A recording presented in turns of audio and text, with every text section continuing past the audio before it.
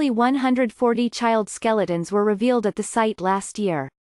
And now researchers say it may have been a response to an El Niño event.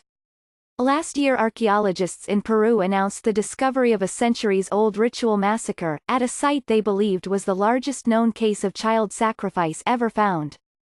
Buried beneath the sands of a 15th-century site called Huanchaquito Las Llamas were nearly 140 child skeletons, as well as the remains of 200 llamas, while the reasoning behind the gruesome mass murder of the boys and girls, who were only between the ages of 5 and 14, cannot be definitively determined. The researchers now say the act was done out of desperation in response to a disastrous climatic event, El Niño. What we seem to have at Huanchaquito Las Llamas is a sacrifice to stop torrential rains, flooding and mudflows, said John Verano, an anthropologist at Tulane University and an author of the paper, which was published Wednesday in PLOS One. The finding provides insight into the rituals of the ancient Chimu civilization that inhabited Peru's northern coast.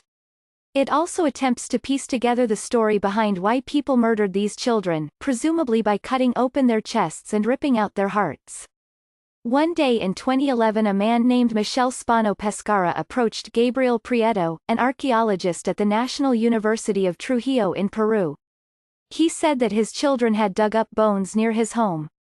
When Dr. Prieto followed the man to the site, he was astonished.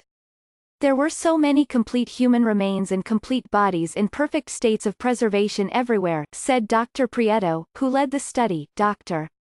Prieto called in a colleague, Katya Valladares, who investigated the skeletons and identified cut marks on many of the children's sternums. That indicated that the burial site was not a group cemetery, but rather the location of an orchestrated killing event. From 2011 to 2016, Dr. Prieto and his colleagues dug up 137 complete child skeletons and the remains of more than 200 llamas in an area that stretched about 7,500 square feet. Some bodies had been buried in cloth, some wore cotton headdresses and others had red cinnabar paint preserved on their skulls.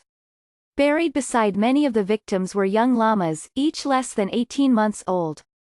They too were sacrificed. The team noticed that the children were buried facing west to the coast while the llamas faced east to the Andes Mountains. Using radiocarbon dating, the site was dated to about 1450 AD, which placed it at a time before the neighboring Inca Empire invaded. The team also attempted to collect DNA from the teeth of some victims but were only successful in a fraction of cases. What they got was enough to tell them that both boys and girls were present, meaning the sacrifice wasn't gender-specific.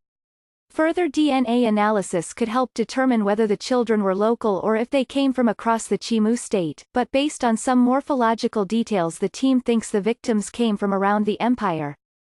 A major clue to figuring out why the Chimu sacrificed the children came in the form of a thick mud layer preserved on top of the sand where the victims were buried. Because the area is a desert, the mud layer indicated there was once a period of heavy rain, like that seen during an El Niño, or a natural warming of the Pacific Ocean's surface waters that has cascading effects on the weather. Such a deluge would have devastated the Chimu state, flooding crops, killing fish and sweeping people away. Also in this mud layer, the scientists found preserved footsteps of sandaled adults and barefoot children, as well as signs that the llamas were dragged there. The children, it appeared, were marched to the site, which was just on the outskirts of the Chimu capital city, Chan Chan. The killings, the authors suggest, were done at the order of the Chimu state as an appeal to their gods or ancestral spirits to mitigate the rains.